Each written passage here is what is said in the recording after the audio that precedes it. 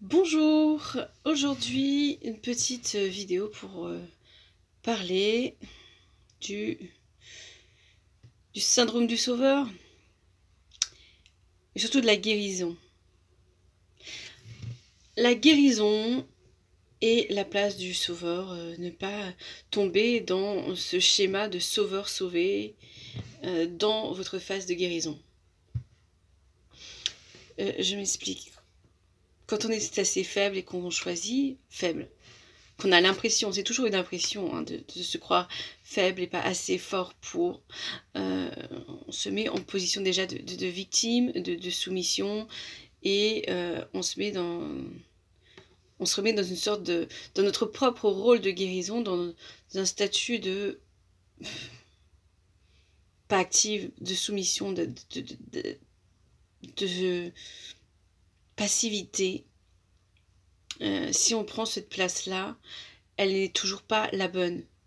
Vous ne devez pas faire votre travail de guérison en mettant tout sur votre thérapeute, votre conjoint ou sur votre ami. Non, vous devez mettre le plus de choses, le plus de level sur vous-même. Misez sur vous, enfin pour de vrai. N'essayez pas de déposer... comme si ça ne marche pas, de dire oui c'est de la faute d'eux. Prenez les choses en main vraiment dans votre guérison d'âme, dans votre guérison. C'est vous qui êtes le sujet. Mettez pas ça entre les mains de quelqu'un d'autre. Pour toute guérison, même si elle est physique, vous n'allez pas tout remettre dans les mains de votre médecin. Voilà, s'il a fait une prescription, vous êtes libre ou pas de prendre les médicaments. Et c'est pareil pour une guérison d'âme. Si vous voyez votre thérapeute ou votre conjoint qui vous soutient, certes, il est là pour vous soutenir, mais en aucun cas, il est là pour faire le job à votre place. Non, jamais. Et vous n'avez pas à remettre sa faute sur quelqu'un d'autre. Ne mettez pas tout ce poids sur quelqu'un d'autre que vous. C'est votre guérison, c'est pas celle de celui qui est en face de vous, qui vous soutient, qui est à côté de vous, qui vous écoute, qui essaye de vous faire franchir des étapes. Il est un accompagnement, un accompagnateur. En aucun cas, c'est lui qui va faire le job d'eux. Et ça marche pour tout, même comme je vous le dis pour le physique. Quand vous allez faire ce travail de guérison physique, vous allez voir votre médecin, est-ce que vous n'êtes pas bien, c'est vous qui... Il va vous donner des conseils, il va dire, bah voilà, prenez tas de cachets, reposez-vous, mangez comme si... Enfin, il va vous donner des conseils, c'est à vous de les mettre en pratique. Et pour la guérison d'âme, c'est pareil. Si vous ne guérissez pas, si vous ne mettez pas de la motivation, ça ne va pas se faire. Pour la guérison d'âme, c'est tout à fait pareil. Physique ou guérison d'âme, c'est la même chose. Tout vient de vous. Arrêtez de mettre cette pression sur les autres. Et puis c'est important aussi de parler de l'autre côté. C'est-à-dire que vous soyez thérapeute ou le compagnon ou l'ami de quelqu'un, vous n'avez pas à faire ce sacrifice d'être dans le plus que l'accompagnement, mais de faire à sa place, de tirer la personne, d'insister sur des choses. À un moment, il faut qu'elle prenne conscience elle-même de sa propre guérison, de ses propres moyens, de ses propres outils, de son propre pouvoir, de sa propre puissance. Et parfois c'est dur, et parfois on pleure, et parfois on croit qu'on va jamais y arriver.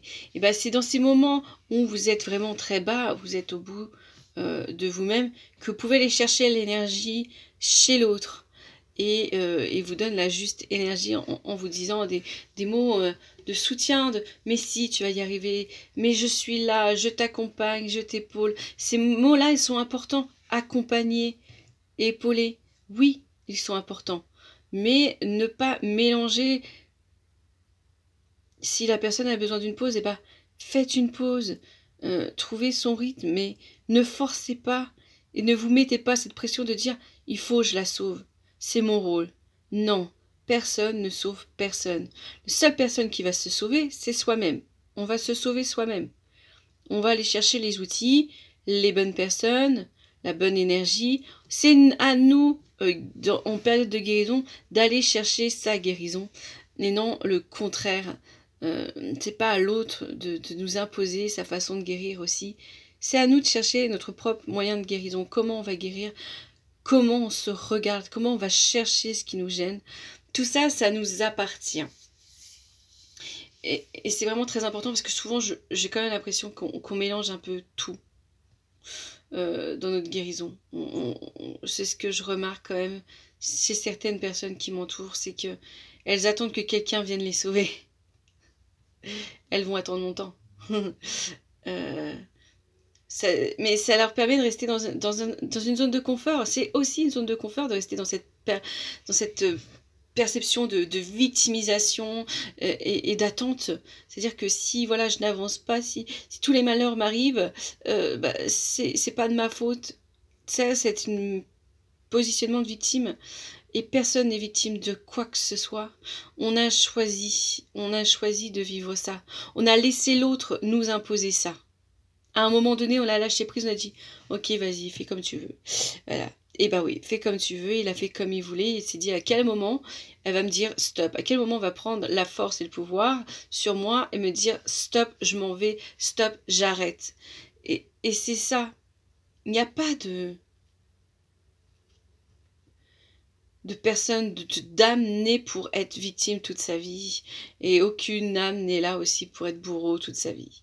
Rien. Il y a des mélanges, il y a des moments où la personne qui a été victime devient un bourreau et parfois l'inverse aussi. Hein, elle est bourreau et elle devient victime à sa place parce que la roue tourne. Et oui, la roue tourne.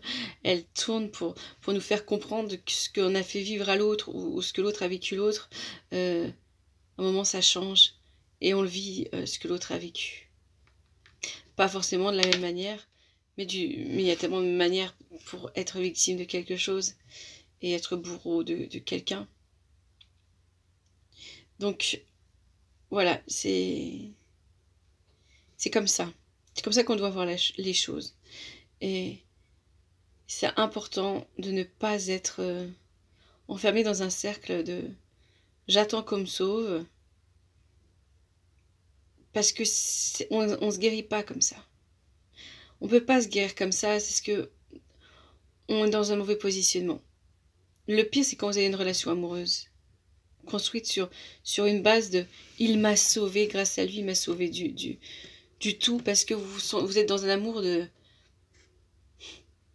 un amour pansement, un amour non justifié.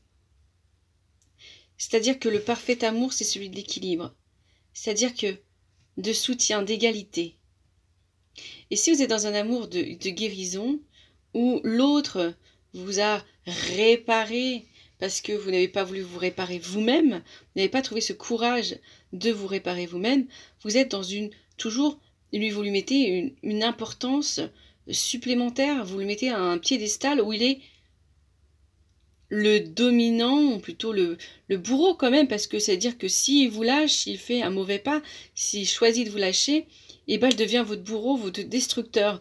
Parce que vous lui laissez encore ce pouvoir de dire que sans avoir quelqu'un, sans avoir une béquille, vous n'êtes rien. Vous n'avez donc pas conscience de qui vous êtes. Vous n'avez pas trouvé votre force en vous. Vous la mettez dans les mains de quelqu'un d'autre qui n'a pas demandé ça. Non. Personne ne demande d'être le sauveur et c'est un poids pour lui. C'est une pression. Et là, l'autre peut aussi devenir dans une sorte de soumission, de devoir dire mais si je lui fais du mal, elle est tellement gentille, elle a tellement vécu des périodes difficiles, enfin une histoire tellement difficile que qu'il se sacrifie. Il se sacrifie. Alors on est dans ce côté un peu sacrificiel de la relation, donc très toxique, c'est une relation très toxique. Quand quelqu'un vous guérit, vous lui mettez dans les mains un pouvoir qu'il n'a pas à avoir, et en plus, lui-même peut se mettre dans sa gentillesse de sauveur, de se dire si je me fais un faux pas, si je lui fais du mal, mais je vais la détruire, et je veux pas le faire parce qu'elle est tellement fragile. Mais si tu penses qu'elle est encore fragile, c'est que tu l'as pas guérie, c'est qu'elle n'est pas guérie, parce qu'à ce moment-là, tu devrais pouvoir te dire, eh ben, j'ai fini mon taf, Parce que c'est un taf, là, au fait, que t'as pris. T'as pas pris la position de l'amoureux. T'as pris la position du sauveur.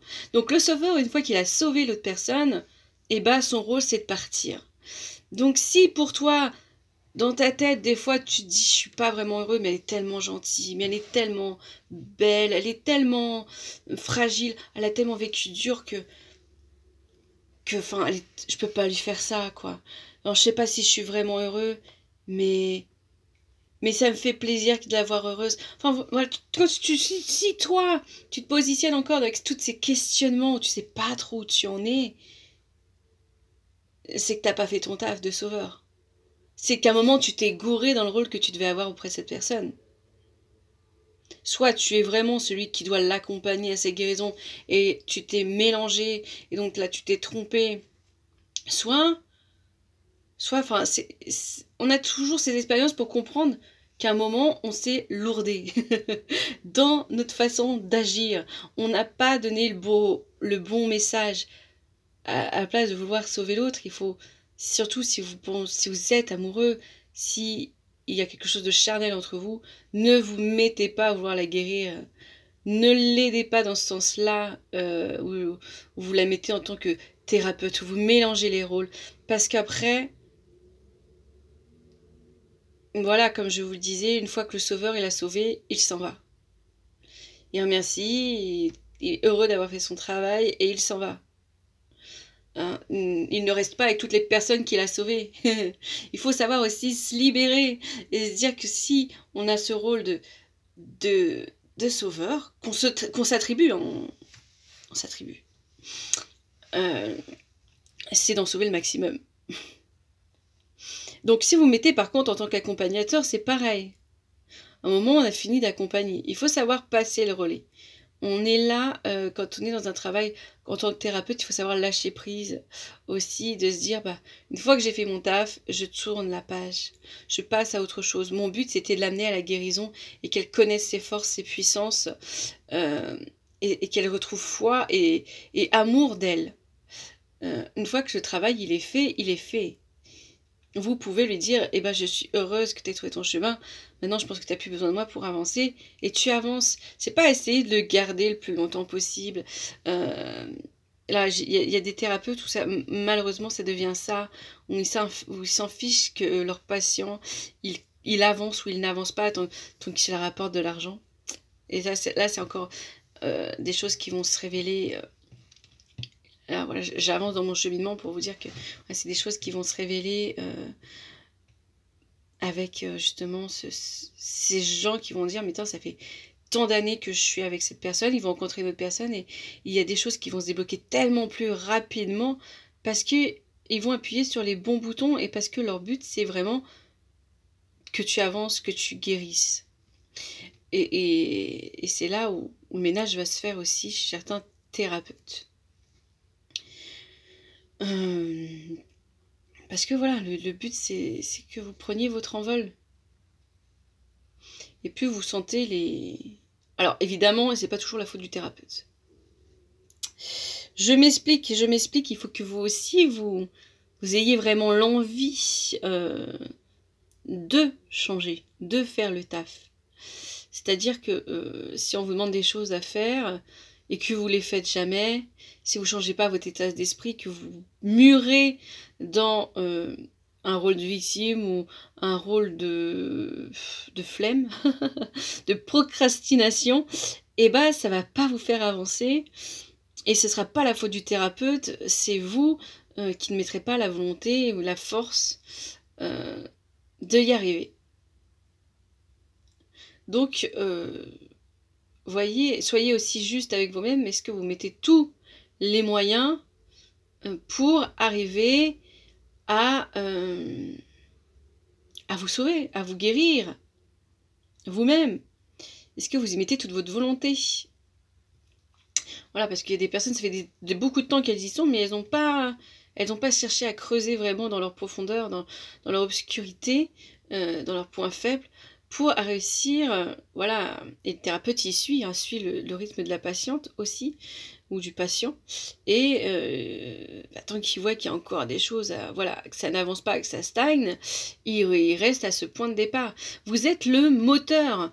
Un bon thérapeute, c'est celui qui va au rythme de l'autre, mais donc celle qui fait que l'engrenage et la guérison se fait le plus vite, c'est le patient. Alors c'est bien aussi d'avoir des moments de coupure avec votre thérapeute pour dire bon bah alors, vous voyez qu'il y a des choses qui changent.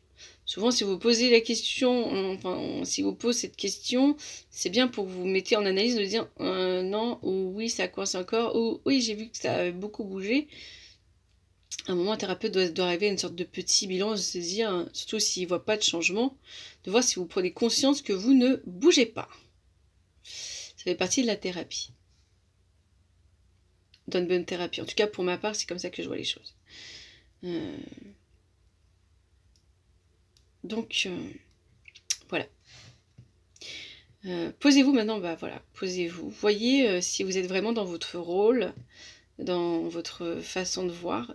C'est le bon positionnement que vous avez, que vous soyez thérapeute ou compagnon de quelqu'un ou l'ami de quelqu'un, ou que vous soyez par contre le contraire, hein, c'est-à-dire si vous êtes celui qui a besoin de guérir, qui est en pleine guérison et qui se pose des questions sur le pouvoir qu'il donne à l'un ou à l'autre, et s'il se dit tiens j'ai quand même des choses qui stagnent encore, posez-vous cette question de quelle énergie vous mettez à votre guérison, quel est le pouvoir que vous accordez à l'autre, qu'est-ce que vous attendez de l'autre, et voilà. Je pense que vous avez quand même de quoi vous éclairer sur votre positionnement. Parce que toujours, tout est question de positionnement, d'énergie qu'on met dans les actions et aussi de l'intention, de ce que l'on projette. Et voilà, c'est vibratoire, c'est énergétique, c'est une conscience aussi à avoir. C'est un tout immatériel, mais absolument indispensable pour avancer dans sa guérison. Donc je vous laisse sur ces paroles. Méditez donc ceci. Et on garde le sourire, parce que le sourire c'est quand même une belle chose. Qui donne de la joie, de la bonne humeur, de la bonne vibration. Et puis voilà. On en a besoin. Pour égayer la journée. Et aussi surtout, dans la guérison, c'est aussi quelque chose, dans la bonne humeur, l'énergie. Trouver l'énergie là où ça nous fait du bien. Là, ça va être en dessinant, là, ça va être en dansant, en chantant, en cuisinant. Quelque chose qui nous donne le sourire sans qu'on ait besoin d'y penser. Voilà. Bonne journée, c'était le petit plus. Le petit plus qui se rajoute. Au revoir. Et à une prochaine vidéo.